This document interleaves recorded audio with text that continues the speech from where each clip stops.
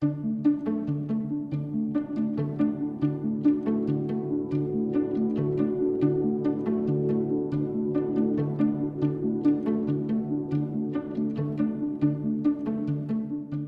first memory of this place was Santa Claus would come here at Christmas, and the place, all the kids would come in, and you get to shake his hand and get a brown paper sack with, you know, an apple and a banana or whatever. And then when I was probably 7th or 8th grade, then we could get a season ticket, but you'd have to split it, where, you know, if there was 10 games here, you got 5 of them and somebody else got the other 5. I remember sitting behind the goal down there on the floor and thinking, God, what do I have to do to be able to get out there and play in this environment? I mean, I can tell you where everybody sat for decades, the same seat. I mean, where my mother and father were right over there, section C, where those green seats are, that were the rabble-rousers. My Uncle Brute, my Uncle Paul, Johnny Eckstein, Wop Fritsch, Frank Fromey, and they're on the referees all the time.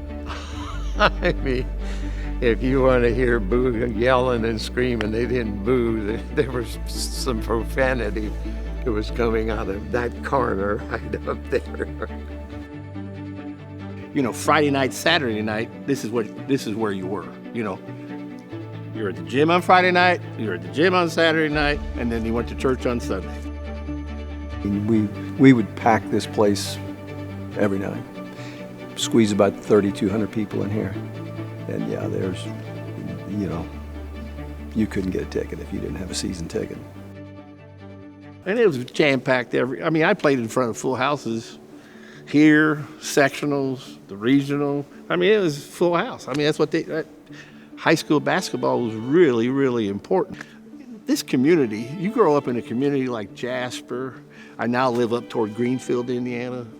Mount Vernon is where communities like that, they really love their high school basketball, and they still do. But man, this community really embraced us, and it was tremendous. You know, I can still see the students sat here, right here underneath this basket. And back in the day, you know, the bleachers came about this far, and those senior boys would sit on the front row, you know. And heck, guys from the other team would be taking the ball out of bounds, and they'd be pulling their hair, you know. And I mean, it was just stuff like that. The reason I wanted to save this gym is because there was a need for gym space in Jasper. This building was too good to tear down, and if we had a use for it, we should try to save it. The school corporation was not going to invest any money in it, so we had to do it privately.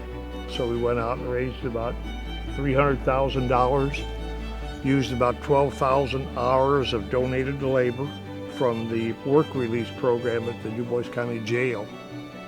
And here it is. What they've done to this place is unbelievable. I'm so thankful that they saved it, because it's got a lot of memories for a lot of people, and they're making new memories for new kids and what have you. And you know, when things went bad in my life, whether it be girlfriend trouble, parent trouble, grade trouble, whatever, I'd come to the gym. That was my place to come and get rid of everything.